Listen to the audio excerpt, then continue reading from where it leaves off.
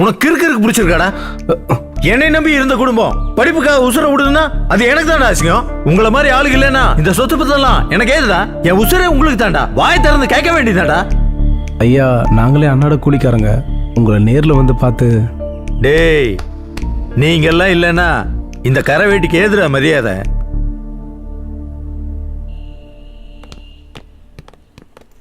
அப்பா ஆ? அப்பா, நான் என்னோட ட்ரைனிங்க்கு கிளம்பிட்டேன்ப்பா. சரிப்பா, நல்லபடியா போய் ட்ரைனிங் முடிச்சுட்டு வாப்பா. பத்திரமா போ, உடம்ப பாத்துக்க, நல்லபடியா முடிச்சுட்டு வா. லக்ஷ்மி, லக்ஷ்மி. ஷூடுங்க. மாமா இருக்காங்க, பாத்துட்டு போறாரு. ஒண்ணே ஒண்ணு கொடுத்தா என்னவா? உள்ள என்ன பண்ணிட்டு இருக்க? சமையல் கட்ட வேலையா இருக்கேங்க. கர்மம் பிடிச்சவன கயல் கேட்டேன், குடுப்பியா மாட்டியா? இருடி, வச்சுக்கிறேன். தம்பி, நேரமாச்சு, நீ கிளம்புப்பா. சரி, பத்திரமா போயிட்டு வாப்பா. சரிங்கப்பா. ஏய், போய் வண்டியில ஏத்தி விடுயா. பாத்து போயிட்டு வாங்க. போயிட்டு வரேன்.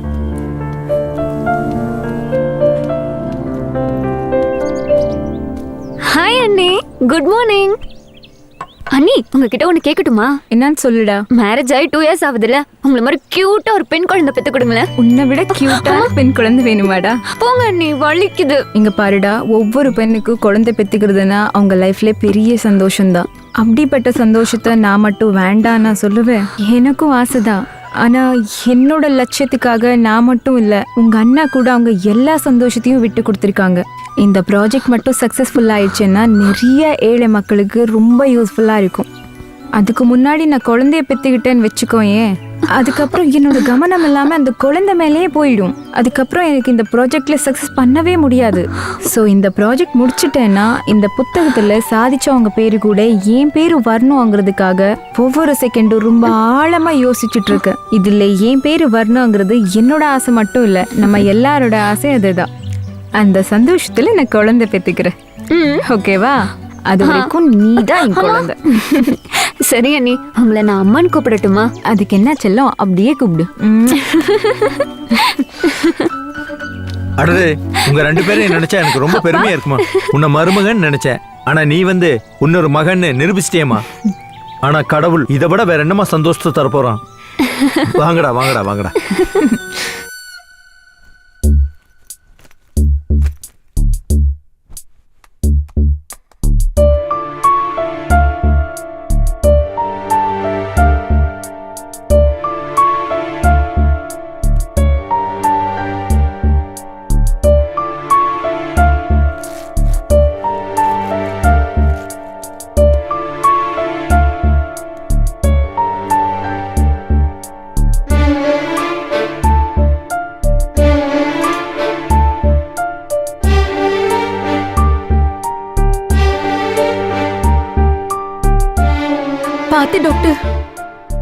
டாக்டர், என் பொண்ணுக்கு என்னாச்சு? ஐயா, கொஞ்ச நேரம் படுத்து எந்திரிச்சா எல்லாம் சரியாயிடும். அம்மா சொல்லுங்க டாக்டர். நீங்க ஒண்ணு பண்ணுங்க, அவ படுத்து எந்திரிச்சதுக்கு அப்புறம் ஃப்ரெஷ்ஷா ஜூஸ் போட்டு கொடுங்க, எல்லாம் சரியாயிடும். சரிங்க டாக்டர், நான் கொடுத்துறேன் டாக்டர். சரி சரி, வரங்க. சரிங்க டாக்டர். இதா டாக்டர், நானும் வர்றேன். டாக்டர், நான் என்னமோ ஏதோ நினைச்சேன் டாக்டர். உங்ககிட்ட ஒரு முக்கியமான விஷயம் பேசணும். சொல்லுங்க டாக்டர். 2 மாசத்துக்கு முன்னாடி உங்க கட்சி சார்பா ரத்த தான முகாம் நடத்துனீங்கல்ல? ஆமா. அப்போ உங்க பொண்ணோட ரத்தத்தை டெஸ்ட் பண்ணி பார்த்ததுல உங்க பொண்ணுக்கு பிரஸ்ட் கேன்சர்னு தெரிய வந்தது. டாக்டர், என்ன டாக்டர் சொல்றீங்க? ஆமாங்க ஐயா. இந்த விஷயமா உங்களுக்கு கால் பண்ணியிருந்தேன்னா அப்ப நீங்க தான் பேசுறீங்கன்னு நினைச்சு எல்லா விஷயத்தையும் சொல்லிட்டேன். அதுக்கப்புறம் தான் தெரிஞ்சது அந்த காலை அட்டன் பண்ணதே உங்க பொண்ணு தானே. அதுக்கப்புறம் எனக்கு நீங்களாவது கால் பண்ணி சொல்லிருக்கலாமே டாக்டர். ஐயா, உங்ககிட்ட நேர்ல சொல்லலான்னு கிளம்பும் போது உங்க பொண்ணை என் வீட்டுக்கு நேரடியா வந்துட்டாங்க. இந்த விஷயத்தை யார்கிட்டயும் சொல்ல வேணாம். இது வீட்டுக்கு தெரிஞ்சா எங்க அண்ணனோட இன்ஸ்பெக்டர் கனவு, எங்க அண்ணியோட சயின்டிஸ்ட் கனவு, என் ஒருத்தியால எங்க குடும்பத்தோட சந்தோஷமே போயிடும் அப்படின்னு என்கிட்ட சொன்னாங்கய்யா. அதனாலதான் உங்ககிட்ட சொல்லாம மறைச்சிட்டேங்கய்யா. டாக்டர், எவ்வளவு செலவானாலும் பரவாயில்ல, எப்படியாவது என் பொண்ணை காப்பாத்துங்க டாக்டர், ப்ளீஸ் டாக்டர். டாக்டர், அந்த பொண்ணோட கண்டிஷன் எப்படி இருக்கு? இது ஃபைனல் ஸ்டேஜ், எப்ப என்ன வேணாலும் நடக்கலாம். How is it possible doctor? அவ இதுவரைக்கும் நம்ம கிட்ட எதுவுமே சொல்லவே இல்லையே. நீங்க சொல்றது சரிதான் கயல், பட் கீர்த்தியோட case very very rare. Doctor, உங்களால என்ன செய்ய முடியுமோ செய்யுங்க டாக்டர், எப்படியாவது என் பொண்ணை காப்பாத்துங்க. என் கண்ணுக்கு தெரிஞ்ச ஒரே கடவுள் நீங்க தான் டாக்டர், ப்ளீஸ் டாக்டர். ஐயா, டாக்டர் கடவுள் மாதிரி தான். பட் கடவுள் ஆயிட முடியாது. மனசை தேத்திக்கங்க, நான் கிளம்புறேன்.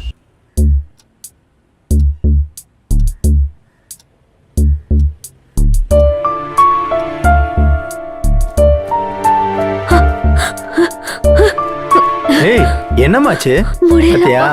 திரும்பவும் என்கிட்ட விளையாடுற பாத்தியா? அப்பா அப்பா வலிக்குது. அழுகாதம்மா, அப்பா வலிக்குதுப்பா. அழுகாதம்மா, பொறுத்துக்கம்மா. அப்பா வலிக்குதுப்பா. அப்பா அழுகாதம்மா, வலிக்குது. பொறுத்துக்கம்மா. அப்பா வலிக்குதுப்பா. அப்பா ஏம்மா கீர்த்தி. என்னம்மா என்னம்மா என்னடி ஆச்சு? என்னம்மா? அப்பா, உங்க கையால என்ன சாவடிச்சிருங்கப்பா. சந்தோஷமா செத்து போயிடுவேன். அம்மா பயப்படாதம்மா, அப்பா இருக்கம்மா. எவ்வளவு செலவானாலும் பரவாயில்லம்மா, அப்பா உன்னை காப்பாத்திடுவோமா? அப்பா என்னால முடியல, என்ன சாவடிச்சிருங்க.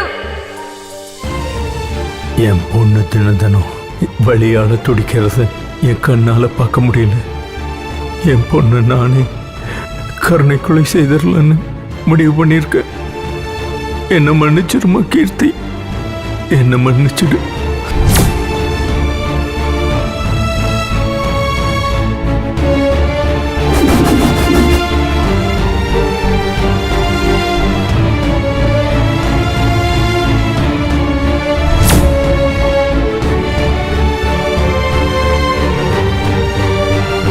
மாமா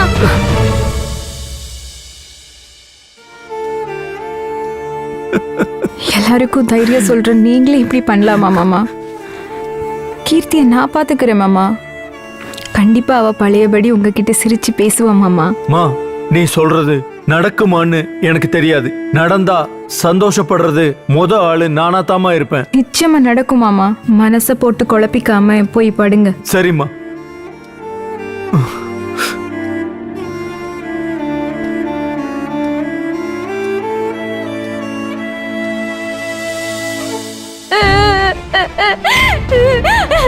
அம்மா கீர்த்தி, கீர்த்தி, ஒண்ணும் இல்லடா. என்னடா ஆச்சு? வலிக்குது.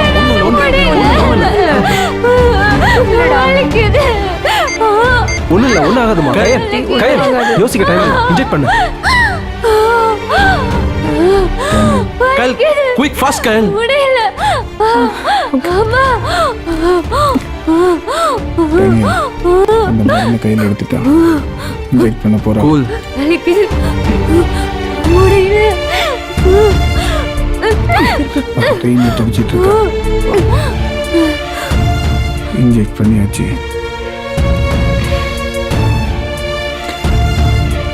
வெயிட் பண்ணு.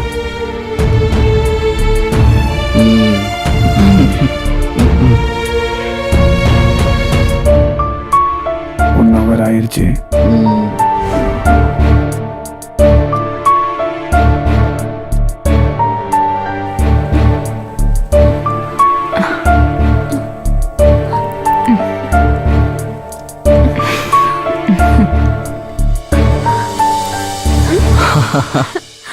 அண்ணி, எனக்கு வலி எதுவும் தெரியல அண்ணி. நார்மலா இருக்க மாதிரி இருக்கு. என்ன பண்ணீங்க? இதுதான் நம்ம புதுசா கண்டுபிடிச்ச பெயின்லெஸ் பெயின் கில்லர் மருந்து. யாரு தினம் தினம் மரண வேதனையில துடிச்சிட்டு இருப்பாங்களோ அவங்களுக்கு ரொம்ப யூஸ்ஃபுல்லா இருக்கும். அந்த வலி இருக்கிறவங்களுக்கு இது இன்ஜெக்ட் பண்ணாலும் ஓரலா எடுத்துக்கிட்டாலும் அவங்க பிரெயினுக்கு கனெக்ட் ஆகி அந்த பெயின் கொஞ்சம் கூட பெயின் இல்லாம நார்மல் ஆயிடுவாங்க. வாழ்ற நாட்கள் வரைக்கும் ஹாப்பியா இருக்கலாம். அப்ப கத்தியில குத்திட்டா? அப்ப கூட ஒன்றும் ஆகாதுடா. அந்த வலி வர டைம்ல அந்த மெடிசன் கரைஞ்சிட்டு இருக்கும். ஸோ அது வரைக்கும் உனக்கு பெயினே இருக்காது. நீ எப்பவுமே சிரிச்சுட்டே இருக்கலாம். அவ ஹாப்பியா இருக்கா.